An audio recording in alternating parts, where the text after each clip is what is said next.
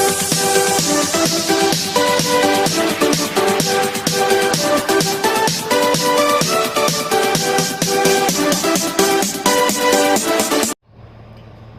Students,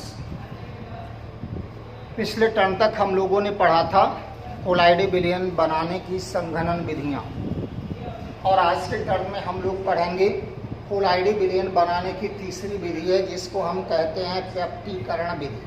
कौन सी विधि? पेप्टीकरण विधि। और इसके बाद कोलाइडी विलयनों का शोधन भी हम लोग आज के टर्म में स्टडी करेंगे। तो सबसे पहले हम लोग पढ़ते हैं कोलाइडी विलयन बनाने की तीसरी विधि है, और इसको हम कहते हैं पेप्टाइजेशन। पेप्टाइजेशन या पेप्टीकरण विधि। पेप्टीकरण विधि में होता क्या है? कोई भी पदार्थ आप ले लीजिए, उस पदार्थ का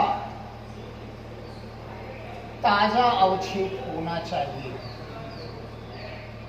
पदार्थ का ताजा अवक्षेप होना चाहिए। इस पदार्थ के ताजे अवक्षेप को हम मिलाते हैं एक अभिकर्मक में। किसमें मिलाते हैं? अभिकर्मक में। और अभिकर्मक में मिलाने के पश्चात पुनः इसका मिल जाता है कोलाइडी विलयन। कोलाइडी विलयन। तो पेप्टीकरण विधि को हम परिभाषित कैसे करते हैं? किसी पदार्थ के ताजे अवक्षेप को उपयुक्त अभिकर्मक में मिलाकर कोलाइडी विलयन बनाने की क्रिया पेप्टीकरण कहलाती है। किसी पदार्थ के ताजे अवक्षेप को उपयुक्त अभिकर्मक के साथ मिलाकर पुनः कोलाइडी विलयन बनाने की क्रिया पेप्टीकरण कहलाती है। इसका एग्जाम्पल हम लोग देखते हैं। सबसे पहला एग्जाम्पल इसका है, जिसमें हम लेते हैं ferric hydroxide salt. Ferric hydroxide salt. Ferric hydroxide salt बनाने के लिए करते क्या है कि सबसे पहले हम फेरिक क्लोराइड का जल अपघटन करते हैं। FeCl3 + 3H2O। यह है फेरिक क्लोराइड। इसकी जल से जब हम क्रिया कराते हैं तो इससे बन जाता है FeOH का होल थ्राइस + 3HCl। इसको हम कहते हैं फेरिक हाइड्रोक्साइड। और इसका रेड ब्राउन प्रेसिपिटेट हमको मिलता है। तो सबसे पहले हमने क्या किया कि फेरिक क्लोराइड का जल अपघटन कर दिया और बन जाता है फेरिक हाइड्रोक्साइड का लाल भूरा ताजा अवक्षेप। इस फेरिक हाइड्रोक्साइड के ताजे अवक्षेप को हम एक उपयुक्त अभिकर्मक में मिलाते हैं और इसको कहते हैं FeCl3। ये फेरिक हाइड्रोक्साइड का ताजा अवक्षेप है, और इसको हमने किस में मिलाया? फेरिक क्लोराइड में। जब फेरिक क्लोराइड में मिलाते हैं तो फेरिक हाइड्रोक्साइड के जो अवक्षेप होते हैं ये अपनी सतह के ऊपर फेरिक आयन का अधिशोषण कर लेते हैं और 3Cl- को अलग कर दीजिए। ये फेरिक हाइड्रोक्साइड का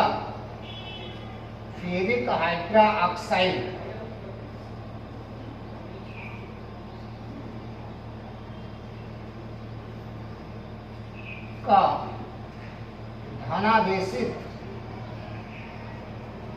साल हमको मिल जाता है। तो बच्चों, एग्जाम्पल में सबसे पहला हम लोगों ने क्या देखा? फेरिक हाइड्रोक्साइड साल। फेरिक हाइड्रोक्साइड का कोलाइडी विलयन बनाने के लिए फेरिक क्लोराइड का पहले जल अपघटन करते हैं तो फेरिक हाइड्रोक्साइड का लाल भूरा अवक्षेप मिलता है। ये जो अवक्षेप ताजा हमको मिलता है इसमें तुरंत हम मिला देते हैं FeCl3, और FeCl3 मिलाने पर ये अपनी सतह के ऊपर फेरिक आयन का अधिशोषण कर देता है और फेरिक हाइड्रोक्साइड का धनावेशित साल हमको मिल जाता है। अब इस पूरी प्रक्रिया में हम देखते हैं कि जो उपयुक्त अभिकर्मक हम यहाँ पर मिलाते हैं इसको हम कहते हैं पेप्टिकारक। क्या कहते हैं? पेप्टिकारक। पेप्टिकारक कौन सा पदार्थ होता है? वह अभिकर्मक जो किसी पदार्थ के ताजे अवक्षेप को कोलाइडे प्रावस्था में परिवर्तित कर देता है, पेप्टिकारक कहलाता है। हम लोग दूसरा एग्जाम्पल पेप्टिकरण का देखते हैं और इसमें हम लोग बनाते हैं arsenious sulphide salt. Arsenious sulphide salt. Arsenious sulphide salt बनाने के लिए हम करते क्या हैं कि सबसे पहले आर्सेनियस ऑक्साइड लेते हैं और आर्सेनियस ऑक्साइड की रिएक्शन हम कराते हैं H2S से। जब H2S से रिएक्शन कराते हैं तो ये उभय अपघटन विधि द्वारा परिवर्तित हो जाता है आर्सेनियस सल्फाइड में 3H2O मिल जाता है।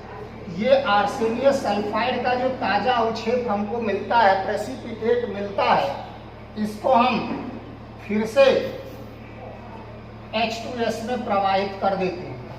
जब H2S में हम प्रवाहित करते हैं तो ये पदार्थ H2S से सल्फर आयनों को अपनी सतह पर अधिशोषित कर देता है, बन जाता है AH2S3 और सतह पर सल्फाइड आयन का अधिशोषण हो जाता है 2H+ को हम अलग कर देते हैं और ये बन जाता है हमारा आर्सेनियस सल्फाइड का नेगेटिव सॉल्ट। Negative salt. तो इस तरह से हम लोग आर्सेनियस ऑक्साइड का सबसे पहले H2S के साथ में कोलाइड विलयन बनाते हैं, ताजा अवक्षेप बनाते हैं और इस ताजे अवक्षेप में पुनः H2S प्रवाहित करते हैं तो सल्फाइड आयन सतह पर अधिशोषित हो जाते हैं जिससे ये कोलाइड विलयन में परिवर्तित हो जाता है। तो आर्सेनियस सल्फाइड सॉल्ट बनाने में H2S का उपयोग करते हैं, इसमें ये पेप्टिकारक होता है। फेरिक हाइड्रोक्साइड सॉल्ट बनाने के लिए फेरिक क्लोराइड का उपयोग करते हैं तो फेरिक क्लोराइड पेप्टिकारक का कार्य करता है।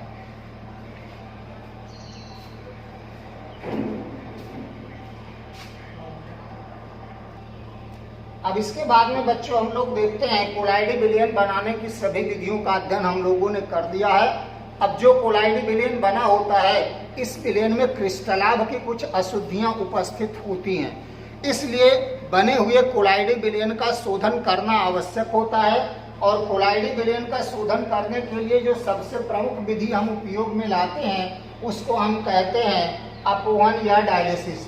तो अब हम लोगों को पढ़ना है purification of colloidal solution.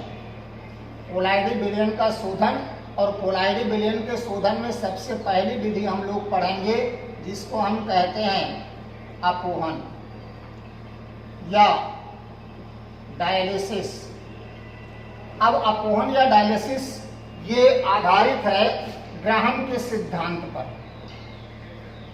Graham के सिद्धांत पर, और ग्राहम का सिद्धांत क्या था कि जो पदार्थ पार्चमेंट झिल्ली से विसरित हो जाते हैं उनको क्रिस्टलाभ कहते हैं और जो पार्चमेंट झिल्ली से विसरित नहीं होते हैं कोलाइड कहलाते हैं।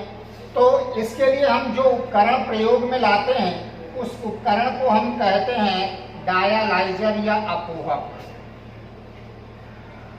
डायलाइजर या अपोहक में होता क्या है कि एक तरफ से हम इसमें जल को प्रवाहित करते हैं और दूसरे तरफ से इसमें जल निकलता रहता है। इसमें कांच की मुड़ी हुई एक नली लेकर के लगाते हैं और कांच की इस मुड़ी हुई नली में एक सिरे पर हम पार्चमेंट झिल्ली बांध देते हैं। ये होती है पार्चमेंट मेम्ब्रेन। पार्चमेंट मेम्ब्रेन या पार्चमेंट झिल्ली, और इससे हम अशुद्ध कोलाइड विलयन को प्रवाहित करते हैं। यहां से हम अशुद्ध कोलाइड विलयन को प्रवाहित करते हैं। यह अशुद्ध कोलाइड विलयन इस नली से होते हुए जब इस पार्चमेंट झिल्ली के संपर्क में आता है तो इसमें जितने कोलाइड कण होते हैं अर्थात बड़े कण होते हैं ये सभी कण होते हैं कोलाइडी कण, ये झिल्ली के अंदर रह जाते हैं। और जितने इसमें छोटे छोटे कण होते हैं, इन सभी छोटे कणों को हम कहते हैं क्रिस्टलाभ या क्रिस्टलाइड कहते हैं। ये क्रिस्टलाभ के कण जो होते हैं, ये सभी पार्चमेंट झिल्ली से विसरित हो जाते हैं, अर्थात बाहर की ओर आते हैं। जब ये बाहर की ओर आते हैं तो इसमें सदैव ताजा जल बहता रहता है, और जो जल बहता रहता है वो क्रिस्टलाभ के कणों को लेकर के माध्यम से हटता रहता है। तो इस तरह से जितने क्रिस्टलाभ के कण होते हैं, ये क्रिस्टलाभ के कण जल के साथ में बाहर निकल जाते हैं, और जितने कोलाइडी कण होते हैं वो इस पार्चमेंट झिल्ली के अंदर शेष रह जाते हैं। इस उपकरण को हम कहते हैं डायलाइजर या अपोहक कहते हैं। तो अपोहन विधि किस सिद्धांत पर आधारित है?